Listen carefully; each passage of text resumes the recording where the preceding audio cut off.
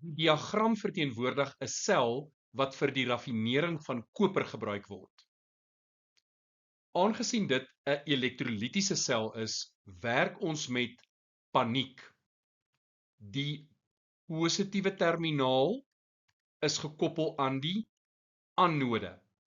So, anox, hier gaan oksidasie plaasvind.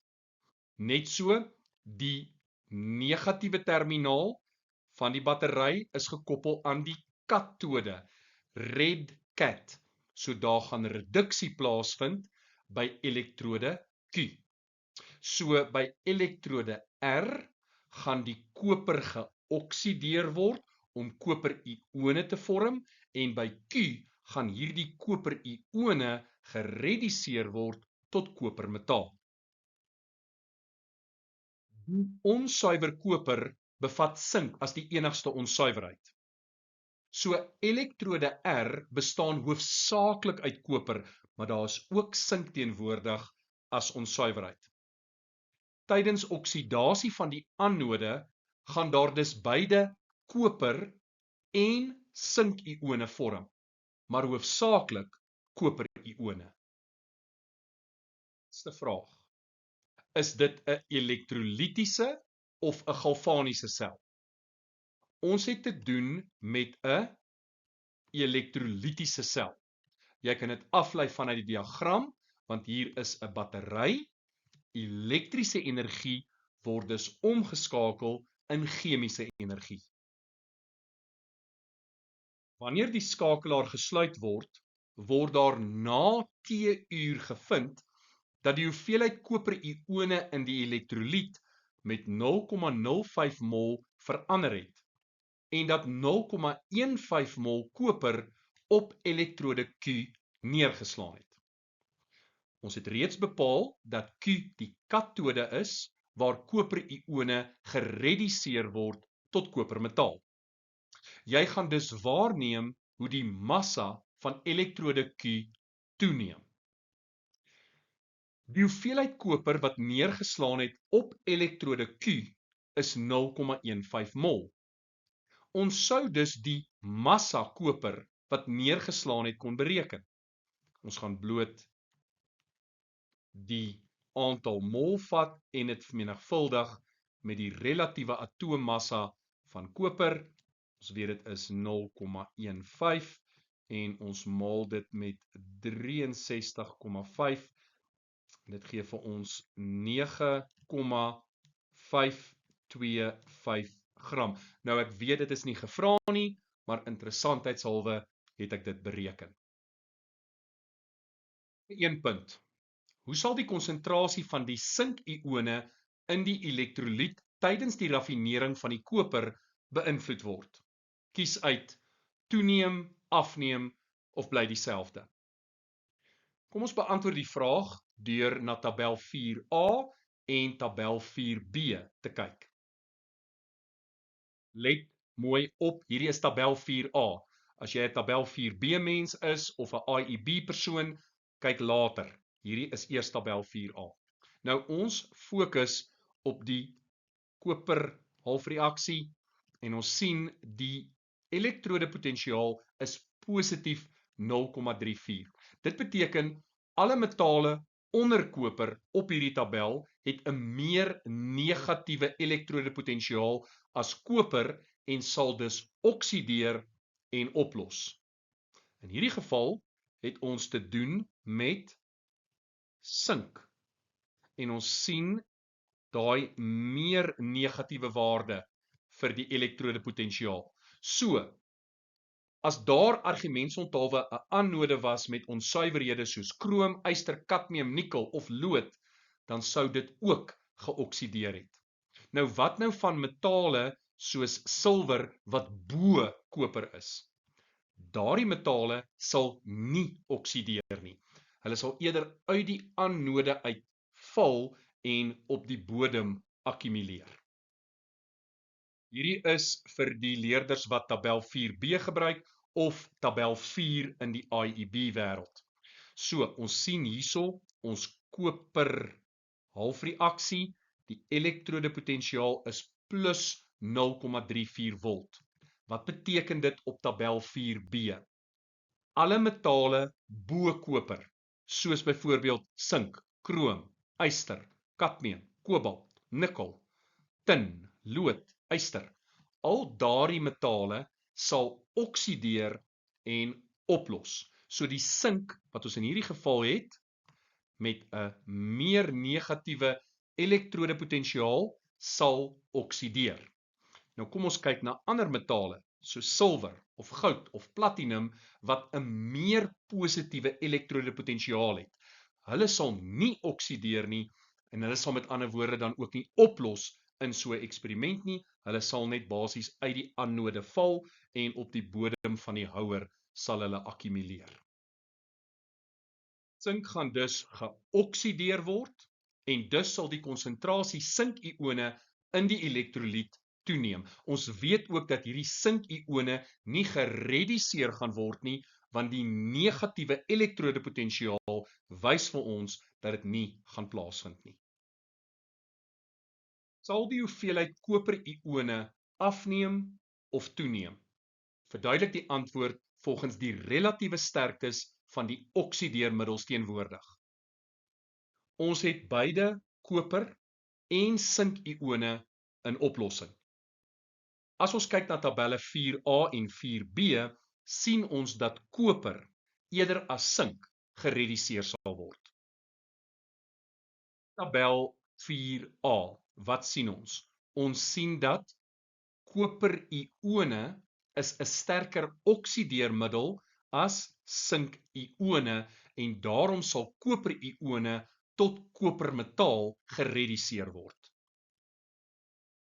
Net so op tabel 4b, ons sien hierso dat koperione is sterker oksideermiddels as sinkione en daarom sal koperione tot kopermetaal gereduseer word. Koperione word dus tydens die oksidasie van die anode by elektrode R geproduseer. En koperione word dan ook gereduseer by die katode, by elektrode Q.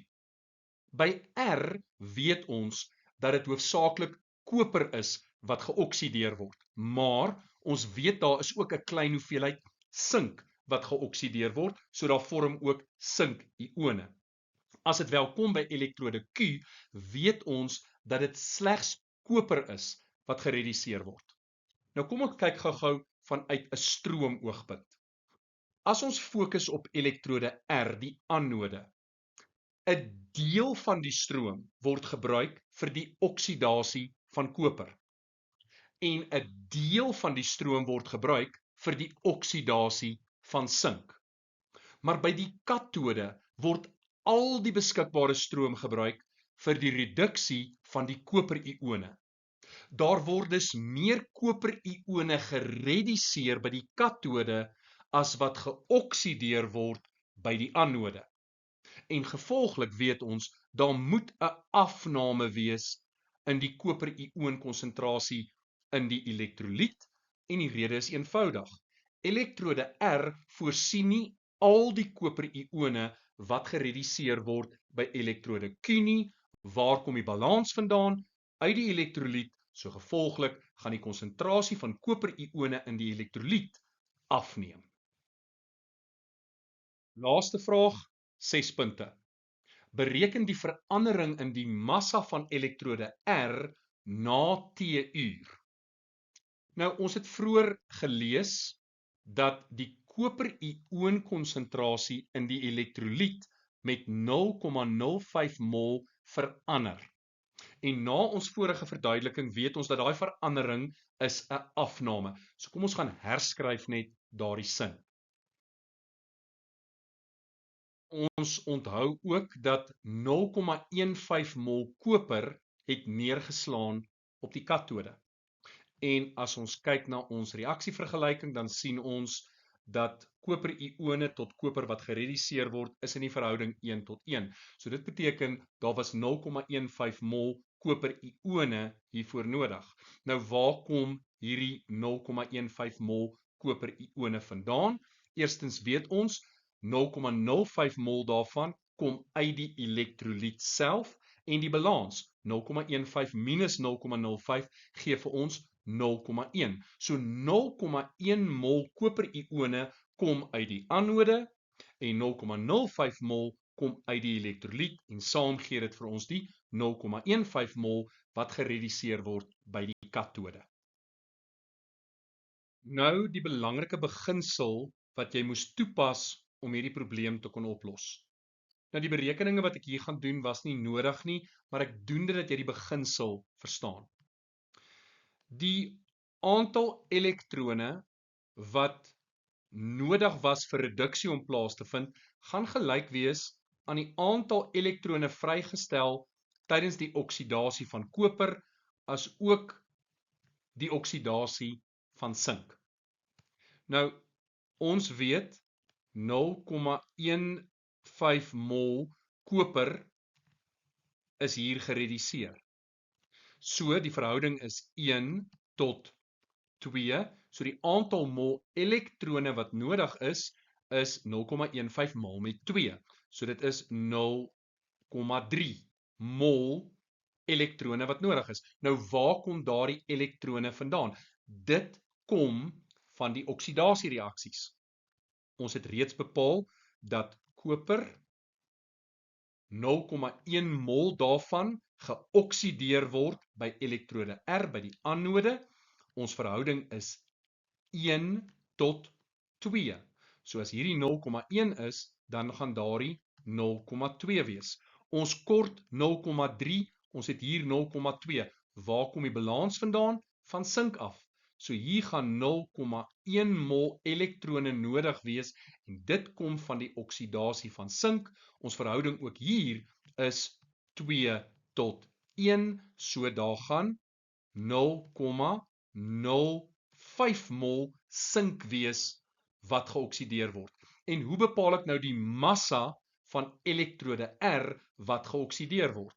Ek gaan die massa van 0,1 mol koper bereken en ek gaan die massa van 0,05 mol sink bereken en ek gaan bloot daardie twee massas bymekaar tel. Ons weet die aantal mol koper wat geoksideer word is 0,1. Die relatiewe atoommassa op jou periodieke tabel vir koper 63,5. So dit gee vir jou 6,35 gram. Net so doen ons dieselfde met die sink. Watter aantal mol sink word geoksideer? 0,05 en dan die relatiewe atoommassa van sink is 65 en daardie is 3,25. En nou tel ons bloot die 6,35 en die 3,25 bymekaar, so elektrode R gaan 'n massa verlies van 9,6 gram ondergaan.